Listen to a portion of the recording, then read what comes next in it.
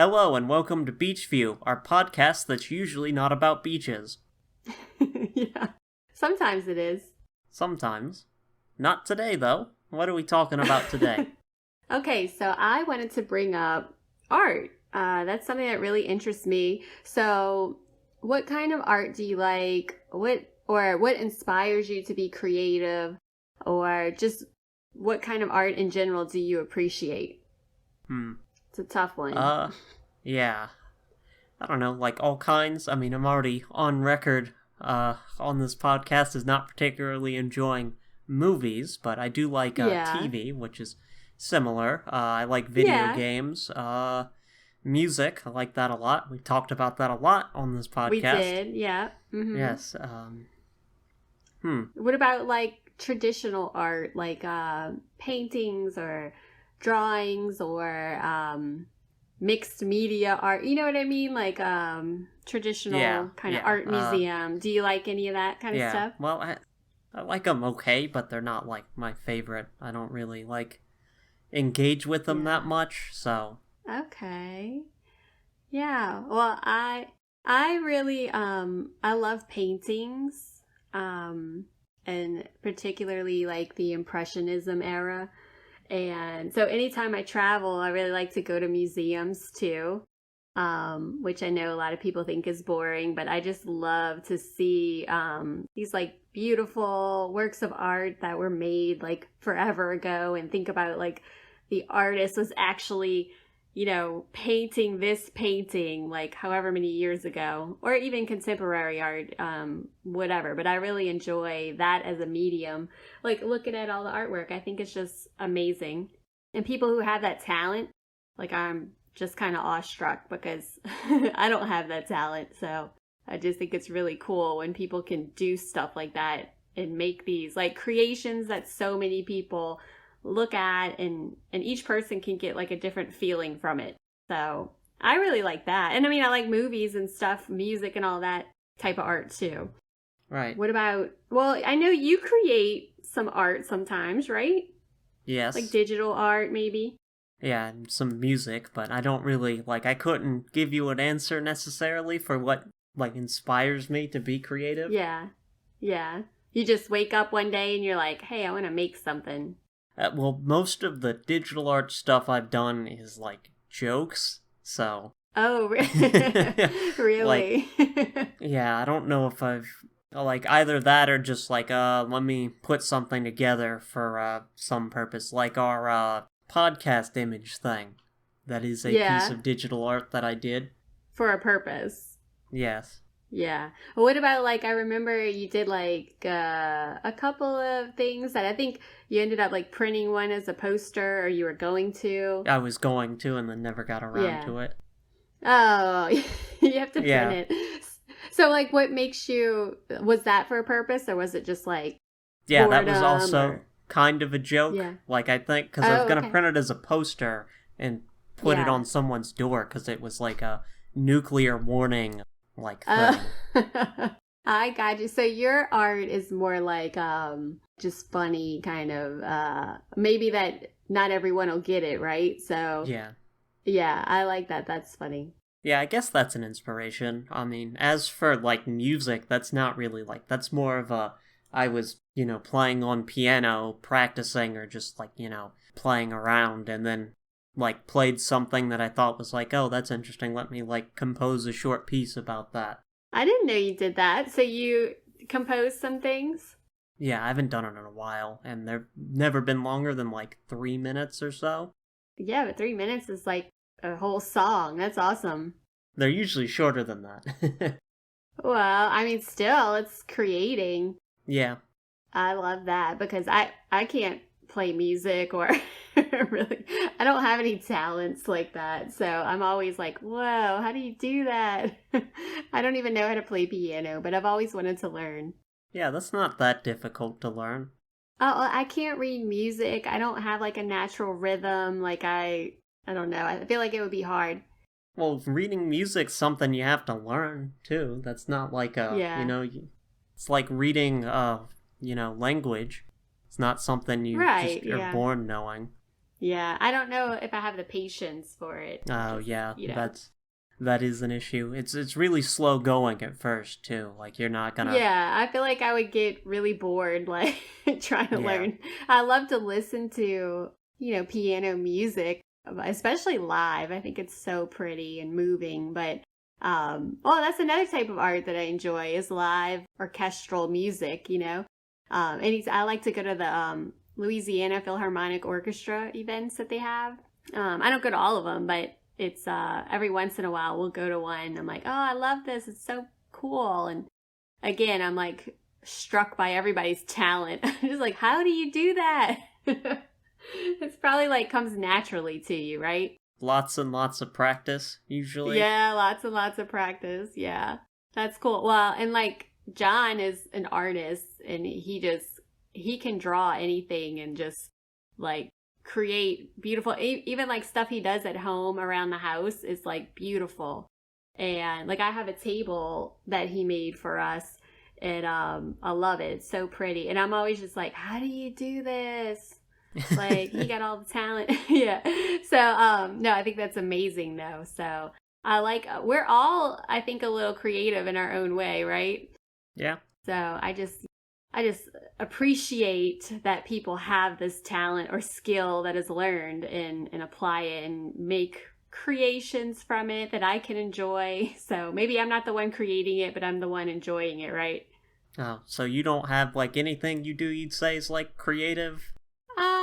I mean, like I think I'm a very creative person, but like I used to do like photos, like scrapbooking kind of stuff.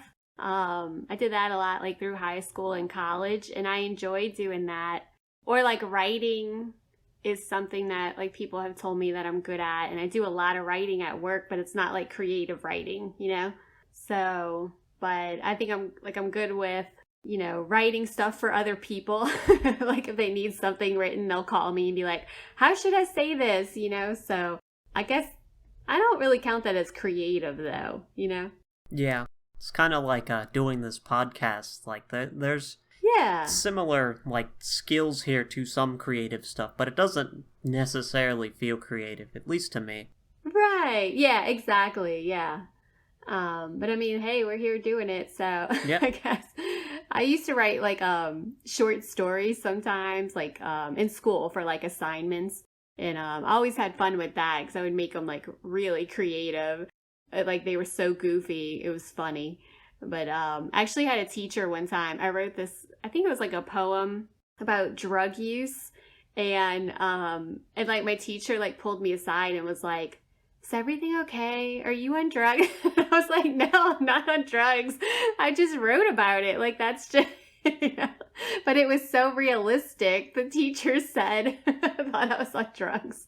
So I mean, I guess that was a compliment, right? Yeah. I was laughing. But anyway, yeah, but I really, I enjoy creativity. I get inspired by it, but I'm not necessarily inspired to create. So it sounds like you are kind of, music, digital stuff. I mean, I haven't done any music in a while just because I fell out of practicing piano, and that's where making music came from for me. So. Yeah. Do you also play guitar? I own a guitar. I can theoretically play. I'm not very good at it. Yeah. That's cool. Well, we're surrounded by, like, I guess Southeast Louisiana in general, like, music is a big part of life. And so there's so many people who are musicians, like street musicians everywhere, and I really love that. That's part of the fabric of like the culture, and I really enjoy that a lot. Like so many people have access to music here, and that's really cool. And I always wish I wish I could play something. I don't know, maybe one day I'll take piano lessons. I've always been told I have the hands for it. I guess because I have long fingers. Yeah, that does. People have always told me that, like, you should play piano. You have the fingers for it. And I'm like, okay. I don't have the talent, though. Yeah. I don't know. But anyway. So, okay, well, how about I'll ask you, when we went to to Europe, and I think we went to a few of the museums, like the We went National to the Gallery in Louvre. London. Yeah, we went to the Louvre, and I think that Contemporary Art Museum in Paris, right? Did Oh, you yeah, see we anything did. that Yeah, I remember we were sitting Yeah. outside, and did you see anything there, or did you enjoy those experiences? Yeah, I'd say I would. Or I did would. The main thing I remember from that is like how like I remember going to the Mona Lisa in the Louvre, which is really Yeah. crowded, and then the rest of it was pretty like spread out. Like the crowd wasn't all like that, so it was Yes. really Yeah. interesting. You've got like all this art there to see, and like Yes. there's a huge crowd around this one piece. Yeah. I mean, it Yeah. is a That famous piece, but it's kind of It funny. is, but it's like I thought it was really comical that people were like taking selfies with the Mona Lisa. And I was just like, that's that's one way to appreciate it, right? I was just cracking up. I'm like, I would not think like, let me go take a selfie with the Mona Lisa. Like, Yeah, I want to go look you at and your it and bestie study it. Yeah, just like so weird. hanging out But with it my was, I best mean, friend. look. Yeah, old Mona Lisa over here. No, like I just thought that was funny because I'm like, I never would think like, oh, let me quick and turn around and get a quick selfie with it. Like I want to look at it, and because it's so crowded. Yeah, So like I want to get up there and I want to look at it. You know how like her eyes are supposed to follow you, and yeah. like It's I want it's to hard to study it, see not take a because selfie. they have It it is. roped It really off. was. I think it'd be really cool to go there, like for a private viewing when nobody's around. Yeah. But then it would also be creepy, so I don't know. Yeah. Oh, and I was watching this show on Netflix the other day.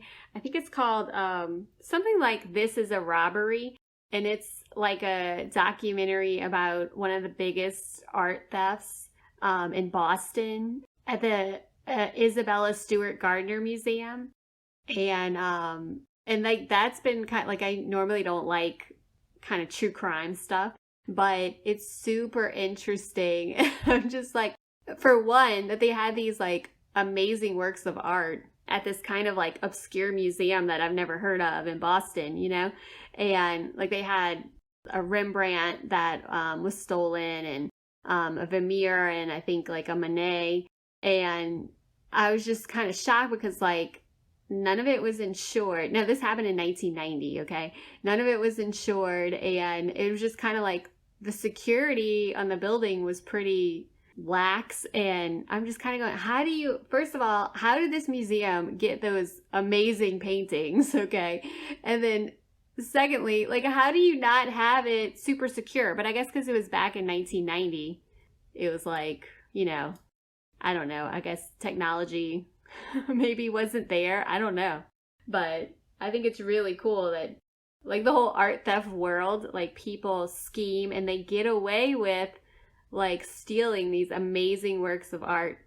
And I think that's kind of like, I don't know. At one hand, I'm like, wow, that's really cool that they did it. And then on the other hand, I'm like, yeah, but you're depriving the public like of this beautiful work of art. But it like also, I think it makes the artwork like more revered, almost like, oh, somebody stole it, you can't see it anymore, and it makes the artwork more famous and just intriguing. And I guess that's what I really like about art, is like, what was the artist thinking when they did this, or like, what was going on in their life at the time, like I kind of get into it. And then when something's stolen and like the public's deprived from it now, it's like, oh, it's even more interesting. So I'm not advocating for art theft, but there is a part of it that really intrigues me. Like, how did you pull that off? That's awesome. And like, is it hanging in somebody's house somewhere? Right, yeah. It is a interesting facet of like art, especially like museum piece stuff. Yeah. Yeah. It's very interesting. And I don't know. I feel like if I had like an uncle who was a famous artist, I would like I would like hoard it. Like I wouldn't let anybody have it. But I guess then it wouldn't be appreciated, right? Yeah. So Well, that's why digital art's cool, because you can't really hoard it. Or like music, since Mm-hmm. recording technology, it's really easy to spread around. That's true. So it can be appreciated more, right? Yep.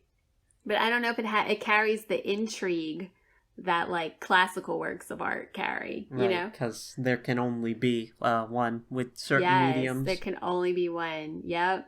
Yeah, and the whole world of like authenticating works of art. Oh yeah, and art forgeries. Yes, like I don't know why I like love that stuff. Like, whoa, that forgery is really awesome. You know, like if that person who did the forgery would make their own art, like they obviously have the talent for it, right? Yeah. Yeah, very cool stuff. All right. Well, so you want to get into our next topic now? Sure. Okay. So from art crimes to potential actual crimes. That's a Oh. bad segue, but I wanted to talk about copyright because it goes with art a lot. It's a Yeah.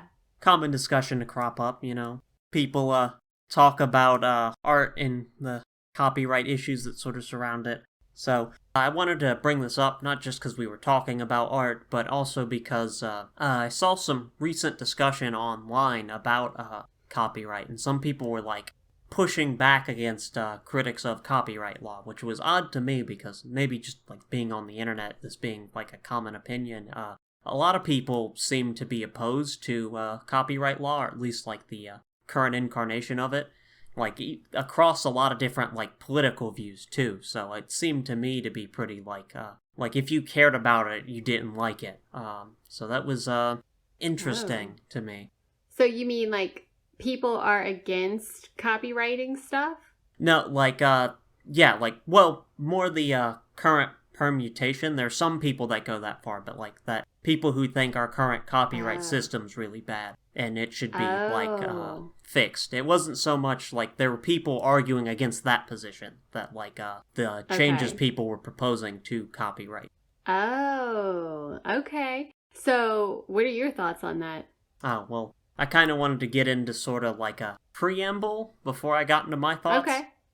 Okay, go for it. So I thought there's like the ideal behind copyright, like not in like sort of its current practice, but sort of like the theory behind it of why we should have a copyright system is I think there's two main reasons. There's the practical consideration, which is that artists need to get paid for their work so they can keep making more work and so they can survive and like off of it.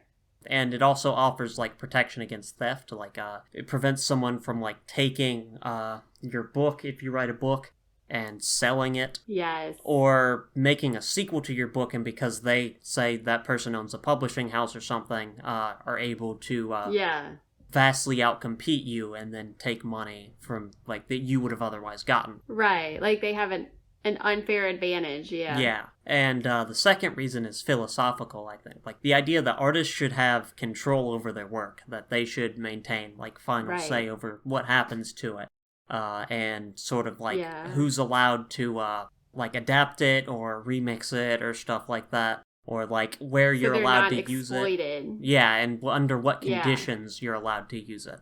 Right. So, I think, however, there's a lot of places where this ideal breaks down under the modern copyright system, which, yeah, definitely. I think the, like, current life plus 70 we have in the US and a lot of other countries do something similar. Is it 75 or 70? I thought it was 70, but... Okay. I was thinking 75. Either way, it's life plus... It's a really long time, and I think it was, like, transparently done so companies like Disney can hold on to Mickey Mouse as long as possible. Like, right, yeah. I think that breaks the sort of, like, because, you know, you don't need any, like, protection against theft or pay once you're dead. Right, and they keep it life plus whatever, so, because by that time, it is well known that like, Shakespeare is always a classic example. Like, everyone knows Shakespeare is Shakespeare, and if somebody rips it off, like, you're going to know at that point, like, wait, that was Shakespeare's, you know? So, yeah, that's an interesting concept. And so I guess, and one of the main things is talking about derivative art, and what's the line between infringement or inspiration, right? Yeah, well, I was going to get into that. I had some more stuff I wanted to say first. Yeah, go for it. Go for it. Like, and I think we already have public domain. We already have like this legally bound and like common understanding that certain works, once they reach a certain age, that they should belong to everybody, and everybody should be able to like distribute them freely and use them as they will. And I think the life plus 70 is way too long of a time for that. That is a little crazy. Yeah. Then you also get issues where companies own copyright, and that causes all sorts of like issues. I mean, there are cases where a company will own the copyright to something, they go bankrupt, and then it's unclear who owns the copyright anymore. Yes. And stuff can go out of publication for stuff like that. You have stuff like where Marvel, if you want to make a Spider-Man comic, you have to go through them. But if you want to make, say, a Sherlock Holmes novel, you can just do that. So and these are both, culturally considered works. It's just like a quirk of timing that you're allowed to make Sherlock Holmes, but not Spider-Man. And it's not like the artist had like a say in that; they were owned by the company. So it's like there are Spider-Man stories made by people who weren't the original creators, and there have been for years and years. It's just you have to go through the company first to get to be able to do that. And then recently, we talked about the Taylor Swift thing last podcast, but that's relevant here. Here's an artist who doesn't own the rights to their own work. Yeah. Right, and you think... Which is crazy. Right, and you think, she's famous, multi-millionaire offer music, has the kind of reach where she can talk about, like, hey, I'm being screwed over here. You think about all the artists historically under this current system, and even now, who don't have the reach she has, who don't have the, like, fame she has, like, what's happened to them with, like, labels owning the rights to their music. Yes.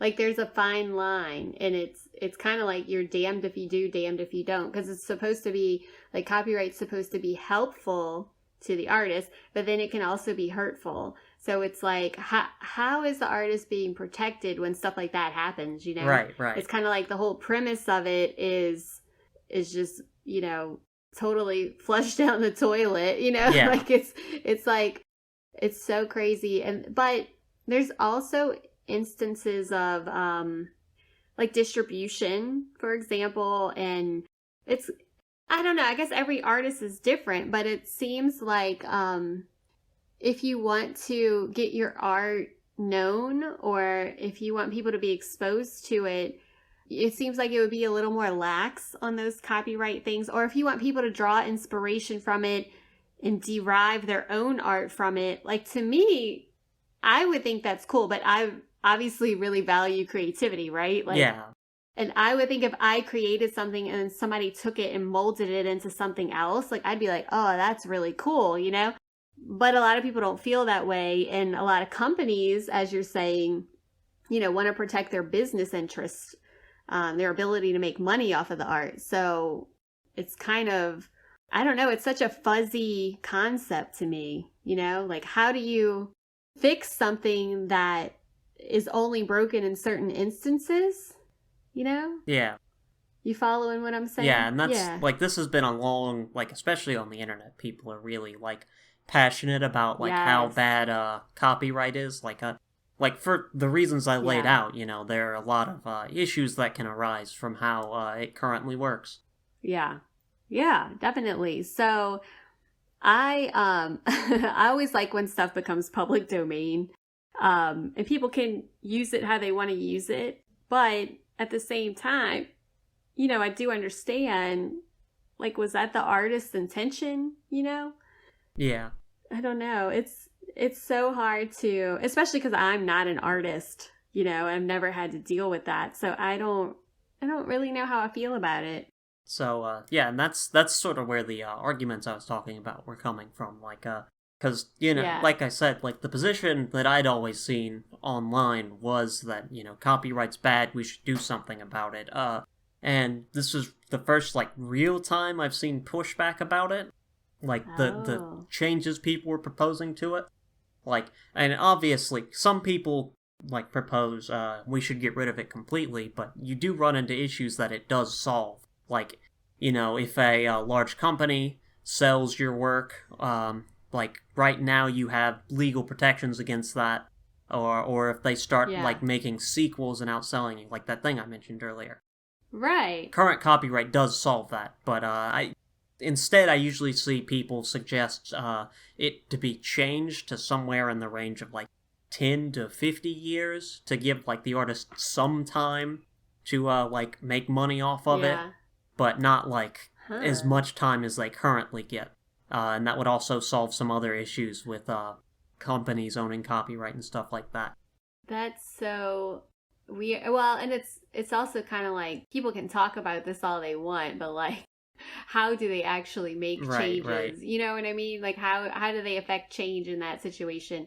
I would love to see how and I guess artists differ in how they view it because like you're talking about the Taylor Swift thing, like everybody's like, "Oh, that is insane. Like that's her own work. Like how could she not own her own work, you know?" But then like I remember another one in music that was recent was Cardi B.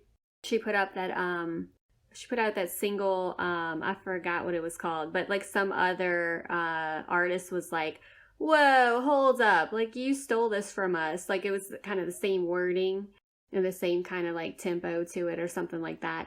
And she was like, "No, I didn't. Like this is mine." You know, so it's kind of like the same thing. Like she's sitting over there saying, "No, I created this," you know, or her whole team of writers, etc., created it and she performed it. And some other person's going, "Yeah, but it's really similar to what I made already." So it's kind of like, where do you draw that line, Yeah, too? that happens quite a bit in music. Yes, exactly. Yeah. And it can be hard to prove if someone ripped you off or if they were just working, in a similar framework and Yeah. happened upon similar ideas as you. Right. And then like the trouble comes in, like you're saying, when somebody has a different platform than somebody else. So like obviously Cardi B was way more famous and had more resources to really like make money off of her song than this other artist may have. So it's like, is that exploiting the other artist? Right. Or, like it's just kind of like, or how can you even prove that like anybody even heard that other song? So it's so contentious, I guess, and like how do you go one way or the other with that? Right. Yeah. Back to like people arguing about copyright. So I've seen like some of the arguments against like, oh, we should reduce copyright to say 30 years instead of author's lifetime plus 70. While there are, like, I've seen people make both money and, like, the control aspects arguments against this. Like, while there are a lot of works that don't make money years into the future, they'll make most of their money, like, the first little while that it comes out. There are some that do, and I think this is especially the case with adaptations. Like, if, Yes. you write a book and then years later someone makes a movie out of it or something. That could increase the book Right. popularity, and if the copyrights run out, even Yeah. if it's years later, you would lose out on that money. So I do have an actual example of this. So do you know what The Witcher is? No. Okay, well, you might have heard of the Netflix original series?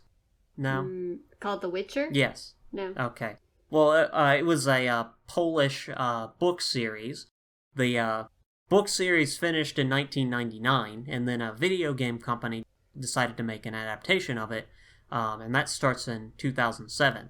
And then in 2015, the game they made in the series becomes the 25th best-selling video game of all time, so it's really popular. Oh, wow. And if yeah. copyright had been, say, 15 years, then the original author would have been out of luck for that. Right. I mean, as is, he actually did sue them over this, because when he originally signed, rights over for them to make a video game of it, he kind of like lowballed it, because he's like, well, they're not gonna make any money off of it, I don't want any like No. percentage of profit or Yeah. anything. And then they end up Yeah. making a ton of money. They settled out of court, but that's still like, if you do reduce copyright, that issue comes up. It's well, and then the issue with this author, for instance, like, well, on one hand, like you agreed to that price, Right. So like how do you have a right to say, like, oh, you should have given me more? Like, yeah. you know, and then on the other hand, you're like, but it's the author's work that inspired it, you know? So, hey, that is like a really, it's very hard to balance. Yeah, well, they ended up settling out of court. I don't know. I mean, I don't know the laws, and, like, I think they must have been suing in Poland, but I don't know, like, there compared to here, or, like, what the laws would have been, because they had already made a deal previously, so I would think, you know, he had no legal recourse. Well, and I'm sure this happens all the time with businesses, like, where they'll buy an artist's work and they might get it, you know, for relatively cheap, and then they take off with it, you know, and get all of this money. And it's like, you know, in a perfect world, you'd be like, oh, here's some more money, you know, since you gave us this and we made all this money, like, here's another cut of it. But that obviously never happens. Right. Like, it's not in the business's best interest to do that, you know. So I wonder how many times, like, an artist is, like, ripped off. But then again, like, is that exploitation of, like, the underserved, or is it like, well, you agreed to that, you know? Yeah, it can't be like, both, depending on the situation. It's like making a deal with somebody who doesn't know any better. Yeah, exactly. I don't know. Ooh, that's crazy. Yeah. See, this is like one of the reasons I don't have any talent for this kind of stuff. I can avoid all of this, right? But I like when books go into public domain, because then it's like, you can get them much, you know, you can download them for free. Well, you can download a lot of books for free, right? Anyway, but you can legally download them for free. Yes, exactly. And to me, like, why wouldn't you want people to be exposed to your work, you know? But because you need to make money off of it to live. You need to make money, yeah. Well, and I guess, like, I always thought it was kind of goofy, speaking of Taylor Swift again, that she used to not allow streaming of her music. And I thought that was crazy, because I'm like, don't you want people to appreciate your work? Like, don't you want people to be exposed to it? Don't you want to share your creation with the world? Right. You know, but her thing was like, no, artists work so hard for this, you know, you need to pay for it like everybody else, you know, like, and I kind of thought that was like, you're depriving the world of, not that I've never really ever downloaded a Taylor Swift song, but you know what I mean? Yeah. Like, I was kind of, like, that's an example. I always thought, like, but you're depriving your audience. Like, you create it, now share it. But, like, who am I to say to the artist, you have to share it? Yeah. Well, it's a balance between, like, I need to make money off of this, you know, if I want to keep making stuff, if I want to, like, survive. Yeah. And between, I want people to see this. Yeah. And then you have other musicians who are, like, trying to start out, and they give their music away for free to anybody who will take it, you know, because they want to share it. They want to make it big. They want to be recognized, you know? Yeah. So I guess if you're already an established artist, you can say, no, I don't want to share that. But, I mean, and especially in the digital world. Right, yeah. I'm sure this comes up a lot. Like you said, it's so different. It's so different than, like, a classical painting where, you know, there's only one. And it's well documented that there's only one. You know what I mean? Yeah. It's not like somebody else can take it and like say it's theirs. But I wonder if that happened, like, back in the day, if that ever happened. Somebody stole a painting and was probably like, nope, it's mine. Look at my signature on it. You know, they just, like, wrote over the other person's. But in digital art, like, I'm sure that happens all the time, right? Yeah, I don't know. I've never really, like, read stuff about it. I've seen some, like, in video games or something, like, oh, this person stole assets from me. Like, I made this one thing and they just took it, but not, like, the whole thing, I don't think. Yeah. That's so weird. Well, because if you think, like, you're posting a picture online, like, the whole world can use it, right? Like, I don't know. I just feel like if you posting or you're publishing some type of digital art, like, the whole world has access to it, basically. Not legally, but, like, effectively, yeah. And well, right, not legally, but, like, yeah. How would you know if somebody? Well, if someone makes derivative works off of it, you might be able to, like, sue based on, like, different things. Yeah, but then that's the argument of, you know, when does it stop being original. Right. When it's a derivative work. And all art, to me, is derivative. How can you separate what you've seen and heard or, looked at? Like, how do you draw the line? Like, you can't ignore all the stuff you've possibly been inspired by in your whole life, Yeah, and that is I think that's a big part of, why some people were against copyright and why some people were arguing against that. It depends on their opinion of, derivative works, where, some artists don't want anybody to make, derivative works, or if they do, they want, control over it. And I can see in certain cases, if you write a book and they make a movie about it, based on it. Yeah. The movie likely is going to have more money behind it, or likely have a larger reach, both in terms of, the income it can get and in terms of, cultural reach. So, someone makes a movie of your book, and it might be, for most people who see it, the idea of your work. Yeah. And you might want to retain some level of control over that. So people are arguing, if copyright expires in 30 years, I don't know what's going to happen in 30 years. What if my book randomly takes off and they make a movie about it and change things I don't want them changing? Well, yeah, because then they're taking your work and they're messing it up, in that artist's opinion. And then the other part of it is, okay, so say copyright is for the lifetime of the artist, but it's somebody who was just an amazing creator and created all this kind of stuff. And for instance, Shakespeare or something like that. Well, why wouldn't their family be entitled to that, the money that's coming from that work, So even though that artist died, why wouldn't the family get the royalties or whatever it is? You know what I mean? Mm-hmm. So it's kind of that estate now becomes a family member's estate. So why don't they get all of the, Yeah, I don't know. I don't particularly like that argument because I feel like, I don't know. It can easily deprive people of the art. If that's the true. estate ends up, if an artist dies, an untimely death, and then they don't have something set up in place as an estate, and their family member takes it and decides to take it in a whole different direction, like an artist dying and their family deciding, okay, I'm taking this off of streaming, even though the artist wanted it on streaming or something like that. Yeah. So if it doesn't honor the artist's wishes. Right. But yeah. And I don't know, I guess it's different for different types of art, because I'm saying if my grandpa was, Rembrandt and I got his paintings, I would be well, that's for me to decide now because I own them, But on the other hand, it's well, what was the artist's intentions? And that's sometimes hard to figure out, especially when the artist is gone. You can square in sort of respecting the wishes of the dead sort of stuff. Yes. Yeah, well, right. At what point does that stop holding value? Because I imagine there are some artists from the past who wouldn't want their work to be in public domain, but we decide... Well, yeah. We decide... Yeah, you're making decisions for the artist. Yeah, that it's valuable for society to have access to past art, at a certain point. At what point does that need outweigh the need to respect the wishes of a dead?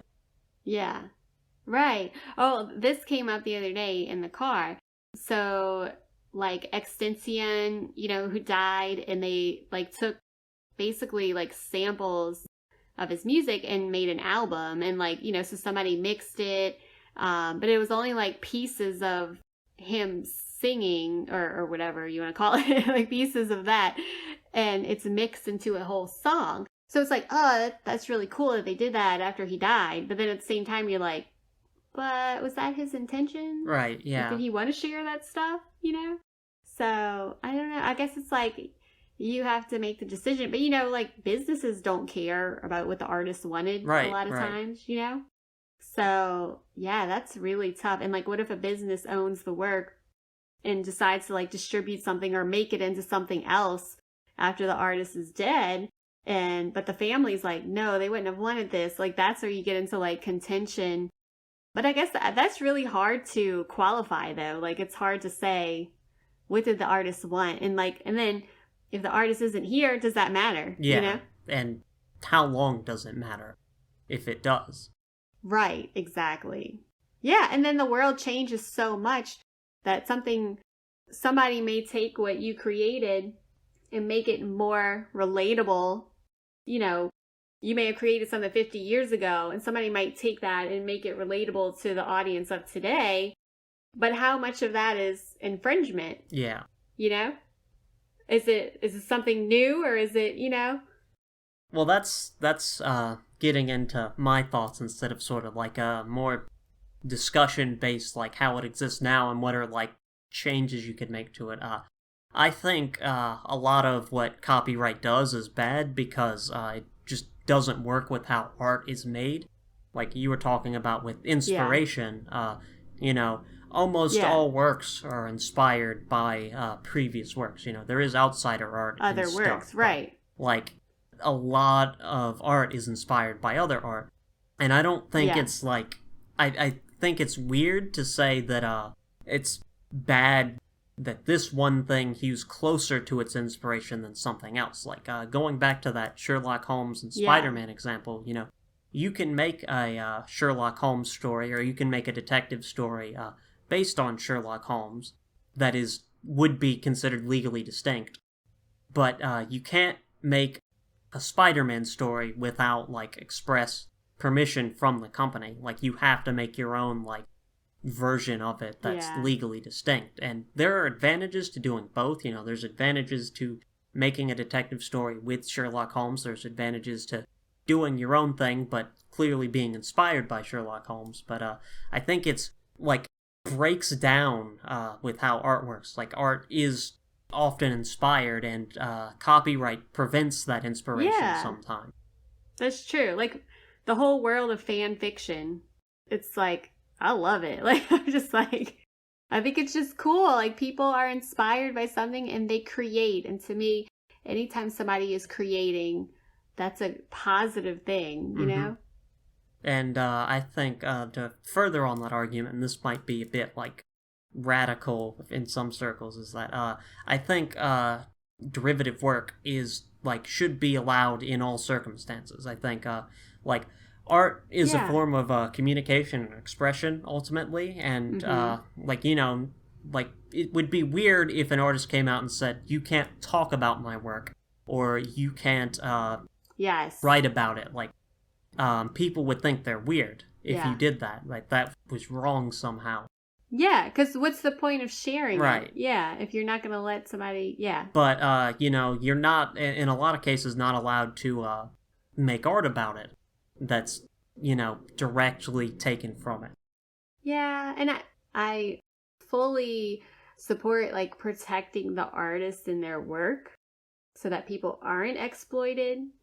But at the same time, like, I totally get, how do you have a right to say that somebody can't, make a derivative work from it or draw inspiration from it? Yeah, which you can draw inspiration from. It's just you have to be a certain distance from it for it not to be derivative. Right. And I think that's really weird.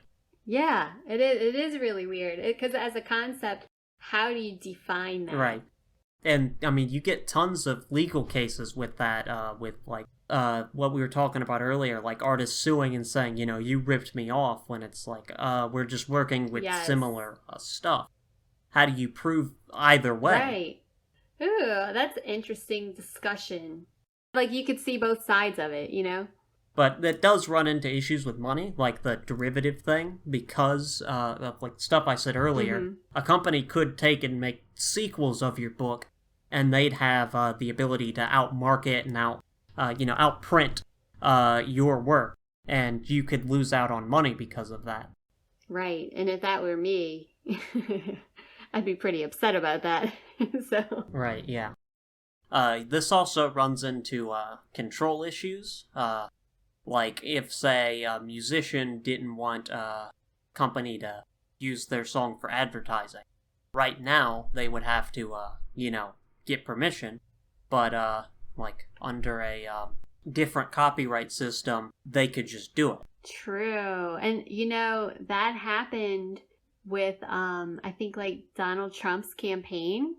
Campaigns do this all the time. They get cease and desist Yes. letters, Yes. I think, but they do that all the time. Yes. And it's kind of like, oh, that's a good point, because if a band really doesn't want to support, a certain candidate, or like you're saying with advertising, if you don't want to be associated with some sort of product or whatever that's being advertised, like, do you have the right to say no? Right, yeah. If you didn't have copyright, you wouldn't have any kind of control over that. Right, and especially like even with stuff like nonprofits or other like organizations, like if you or like even like government organizations, you disagree with a policy or something, you think they shouldn't be able to use your music. Right. Yeah, it's really interesting, because the rest of the argument is, if you created something and you're sharing it with the world, when does it stop belonging to you? Yeah. That's a hard thing to get. That's why I think these discussions end up, because I do think there is a problem with how copyright currently works, like as I've laid out, and I think you've run into issues though, because there are things it does genuinely help with, and there are a lot of like issues that you need to like balance out, like the artist's ability to make money off of something versus being able to spread and have people experience your art, and then like control, like, should people be able to make derivative works, or how should people be able to use your art, what are the limits on that, how able should people be able to do stuff like that. Yeah, and that's really tough, because it's like you said, when does that become public domain, and how do you know when to stop having a say about your own work? Yeah. It's just, I don't know. It's like it's very thought provoking. It's like, whoa, wait. When you start to think about it, how do you draw the line on that kind of stuff? But again, I don't have to worry about that because I'm not an artist, but it is a very interesting concept. I like to hear people's thoughts on it, because it's one of those things that, like, who's to say if you're right or wrong, It's kind of one of those nebulous concepts that you're like, well, I mean, I could see your point, and then I could see this point, so it's very interesting. But I wonder, like, what's it going to take to change the copyright laws? And how does digital art affect that? Yeah, well, I mean, there's a reason they are the way they are now, and that's because, companies lobbied for them to be that way. Yeah.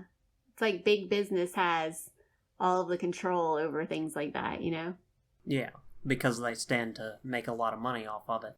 Right. So, I do have some off-the-cuff proposals if you want to hear them. Let's hear it. How to solve some of these problems now. I'm not a lawyer, and I haven't, fully reasoned through these. There's probably some things I'm, not thinking about or missing. And, caveat with what I was saying earlier, a lot of these are probably politically really hard to get done. Like, the first thing that I would say is that companies can't own copyright, which that's sort of good luck. Yeah.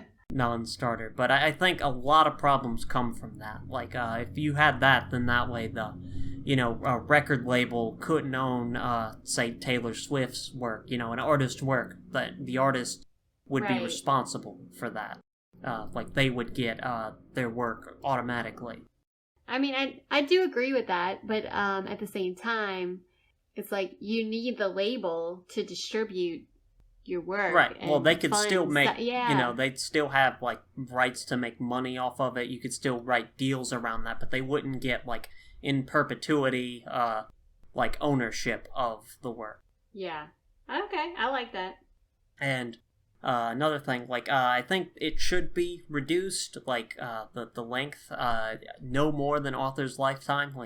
If we're gonna have a length, I have some proposals that might make that obsolete, but, somewhere in the range of, if we're gonna have a length, 10 to 20 years, that's a bit short for some people. I don't know about that one. I don't know what the, it's so arbitrary. It's like... Yeah, you have to just pick a cutoff point at some point. Yeah, exactly, yeah. One of those two, somewhere in the 10 to 20 year range, though, I feel like is probably a good number, because I feel like people should be able to, after a certain amount of time you've had time to, make money off of, be able to do their own thing with. However, I do think there's ways you could maybe get rid of it, and here's some proposals I have for... So, adaptations and remixes are allowed, but to use something requires the artist's permission for their lifetime. So, you can make a derivative work, but if you wanted to, say, use a song for your ad, you would have to work something out with the artist. I like that. Now, there's a loophole here, automatically, where, like, a company could just hire an artist to make their own, remixed version of a song for their advertising. Right. That's already, like, a hole I'm seeing with this, but I do like the general idea. Okay. I agree with that. Okay. And the last thing is an adaptation clause. So if, like, during the artist's lifetime, if an adaptation comes out and it makes, significantly more money than the original, some amount of money has to be paid back to the original artist. Yeah. Well, and that's where the hard part comes in, because how much of the work... Right, yeah. Is the original artist. Yeah. That's a really kind of fuzzy one, because it could go either way. But I do agree with the concept. Like, yeah, I definitely think the original artist needs to, join in on the monetary gains from anything. But right. At the same time, it's like, well... And that solves some of the issues I saw people raising. Like, if an adaptation, like with the Witcher example I said earlier, like, that way the artist would be guaranteed to get money even if copyright would have been 10 years, and then at that point the video game company could have just made their own thing without getting the rights. Right. I do think, like, we need to give credit where credit is due. And if the video game, in that example, the video game company is making all this money and they lowballed the artist at the beginning, like, I definitely think, you see it with artists who signed on to record labels, and they may not have been well known, but they were basic, and, they came from a place where they didn't know how to negotiate with big businesses. They didn't have lawyers. They didn't know what they were doing. And, like, the record label kind of took advantage of that, Yeah. So there is a point of exploitation that, is very hard to quantify, because it's like, how do you prove exploitation, in certain instances, or how do you just be like, well, I mean, you were made aware of all of this, you're the one who agreed to it, kind of thing. So, this is a really good concept, I think. Yeah. To talk about, because it's so, like, is it a case-by-case basis? And then how do you determine, like, who's to say, who's to make that determination that someone was exploited or somebody didn't get the monetary gain? That's how we do it now. You but sue it's so somebody arbitrary. And then, but how do you, it differs from one judge to the other, one lawyer to the other. So how do you make those decisions across the board? And like I said, it's probably got to be on a case-by-case basis, right? Well, no, now I think you're getting into, like, philosophy of law. So. Yeah, exactly, yeah. Right, exactly. So, in any case, for all of this whole discussion, like, as I said before, I think it's only positive when people are creating, and whether they derive it from a work or not, like, I think it's a positive thing. That is a very, like, optimistic view of it, though, because there are instances where people create things that are very negative, and if they're using someone else's art to do it, that might not be a good thing, right? So that's maybe not a good thing, but I don't think there should be laws against it. You can say something, right? You can say a ton of negative things about someone's work, and that's always been allowed. I think, again, like, I view them as part of the same stuff, like, talking about a work and making a, like, say, fan fiction of that work. I view that as part of the same, like, it's a similar thing you're doing with it, and we allow one but not the other, and I think that's Well, I guess fan Yeah. fiction's kind of an illegal gray area. I like it though. Like, I think Yeah. it's creative, you know. Like I don't know. you're allowed to, like, you know, there's plenty of fan fiction you can find online. It's just like you're not allowed to profit off of it, and Publish, yes. yeah, you get a lot of weird issues with that. And I mean, it's a modern thing that it has been. Like artists used to would try to like make websites take stuff down. Yes. I don't know. And I kind of don't like I don't know. I think everything should be able to be shared, whether it's good or bad, like you're saying. So, I don't know. This is really tough. But then at the same time, I'm like, you know, I don't want to pay for stuff. I want to get it for free. So, Yeah. you know, but that's a whole different subject. So, but no, it's a very interesting topic though. Yeah. We had a lot to say about it too. We did, yeah, absolutely. It was a good convo. Anything else you want to add? No, I mean, I want to encourage you to make more art so you can share it with me. I can consume it. And my wish for anyone who has the talent or the skill to create is to take the time to do it. Like, just, you know, I know, like, with all the responsibilities that people have, it's hard to take the time to do it, but I hope that people are inspired to keep creating stuff so that I can enjoy it at least. Right? It's like a selfish request. Like, just make something so I can enjoy it. Thanks. Yeah, I want people to keep being inspired to create. Yeah. It's like, don't waste that talent. Don't let it sit dormant. Just do it. Be creative. It'll feed your soul. Well, thanks for listening to The Beach View, and join us next time. Bye. Bye.